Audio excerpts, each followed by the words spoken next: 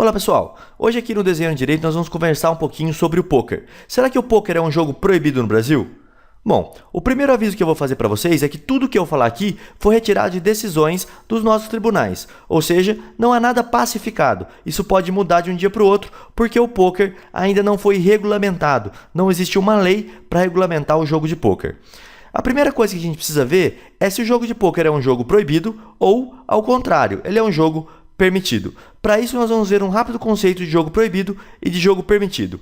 O jogo proibido, segundo o artigo 50 da nossa Lei de Contravenções Penais, é aquele que o ganho e a perda dependem exclusivamente ou principalmente da sorte. O artigo fala o seguinte: estabelecer ou explorar jogo de azar em lugar público ou acessível ao público mediante o pagamento de entrada ou sem ele. Isso daqui é a contravenção penal de explorar jogo de azar. E o jogo de azar é aquele que depende exclusiva ou principalmente da sorte.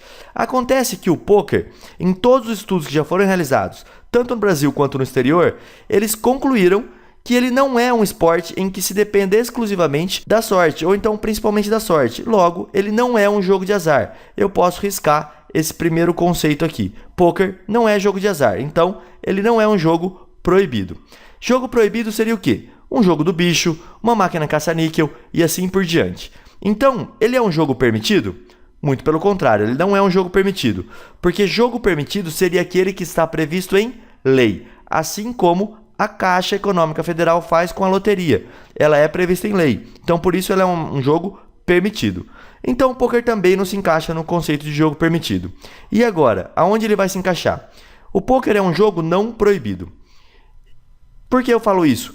Porque tudo que não é vedado em lei, o cidadão pode fazer. Se não for vedado em lei, você está autorizado a fazer. Então você pode jogar poker. O problema todo ocorre quando a gente coloca dinheiro junto com o jogo de poker. O dinheiro mais o jogo de poker causa toda a confusão. Atualmente, os organismos internacionais de esporte consideram o poker um esporte intelectual, em pé de igualdade com outros, como xadrez, gamão, dama e assim por diante. Tanto é verdade que o Ministério dos Esportes reconheceu o poker como esporte intelectual e registrou oficialmente a Confederação Brasileira de Texas Hold'em em seus quadros, permitindo assim que os eventos de poker possam ser incluídos no calendário oficial do país. Então, essa Confederação Brasileira de Texas Hold'em está permitido pelo Ministério do Esporte.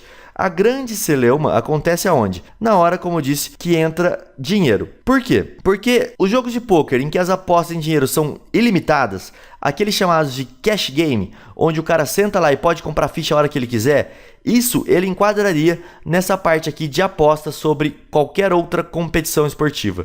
Então aqui ele seria um jogo que não poderia ocorrer. Por isso, esses jogos cash game, isso na jurisprudência é muito controvertido, não estão sendo permitidos. Então, como eu posso jogar o poker hoje em dia? Naqueles famosos torneios. A jurisprudência está caminhando muito rapidamente para admitir, assim, de forma incontestável, a exploração empresarial dos torneios de poker. Aquele que você paga uma entrada e no final recebe um prêmio. Esse sim não encontra vedação em nenhum lugar. A exemplo do que acontece com o jogo de dominó. Se eu tiver um campeonato de dominó, pode haver, desde que não tenham apostas durante o jogo, ou seja, é uma premiação final. Aí, o poker, segundo a decisão dos nossos tribunais, é totalmente liberado e pode realmente acontecer. Diante do princípio constitucional aqui da livre iniciativa, da redação do parágrafo 3º do artigo 814 do Código Civil, que eu vou acabar de mostrar para vocês aqui, e especialmente da inexistência de proibição legal, é absolutamente lícita atividade de exploração empresarial, física ou também virtual, como nas casas que a gente vê pela internet, de torneios envolvendo os esportes de mente, ou seja, o poker. Pode também ser o xadrez, a dama, o gamão e assim por diante. O que fala então esse artigo do Código Civil, que eu estou me baseando aqui?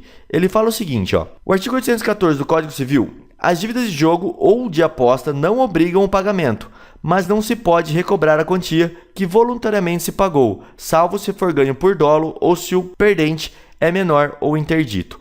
Ou seja, pessoal, se não houve roubo no jogo, dívida de jogo não precisa pagar, mas não pode ser cobrada. Porém, o parágrafo 3º aqui, ele fala o que pra gente? Excetuam-se, ou seja, essas regras não são aplicadas, os prêmios oferecidos ou prometidos para o vencedor em competição de natureza esportiva, intelectual ou artística, desde que os interessados se submetam às prescrições legais e regulamentares. Ou seja, o pôquer no modo de torneio, ele pode. Esse artigo 814, parágrafo 3º, dá base para que ocorram os torneios de pôquer. De resto, ele não vai poder ser praticado, de acordo com a nossa doutrina e jurisprudência. Os comerciantes que quiserem explorar esse tipo de jogo devem saber que tem que recolher todos os tributos inerentes a essa atividade econômica, em especial o ISS, que é aquele imposto sobre serviço de qualquer natureza, se ele houver previsão no município, obviamente. E também, na hora de pagar o prêmio, o vencedor tem que pagar o imposto sobre a renda que ele lucrar. Então, pessoal, dito isso, quais são as conclusões que eu chego? O pôquer é um jogo não proibido que, se for feito num modo de torneio, não há vedação nenhuma legal para que isso ocorra, ou seja, pode fazer os torneios de pôquer. O que a jurisprudência não deixa é justamente a questão do cash game. Se for cash game, a jurisprudência tem entendido que aí não vai poder ocorrer a aposta quando o jogo é ilimitado, somente nos casos de torneio. Bom, pessoal, esse aqui é mais uma aulinha especial do Desenhando Direito. Espero que vocês tenham gostado. Acesse as nossas outras aulas também sobre assuntos bem interessantes que eu vou deixar aqui no final para vocês. Se você quiser também, dá uma ajudinha pra gente lá no Twitter, no Facebook, no Instagram. Nós temos todos os canais de comunicação com você aqui no Desenhando Direito.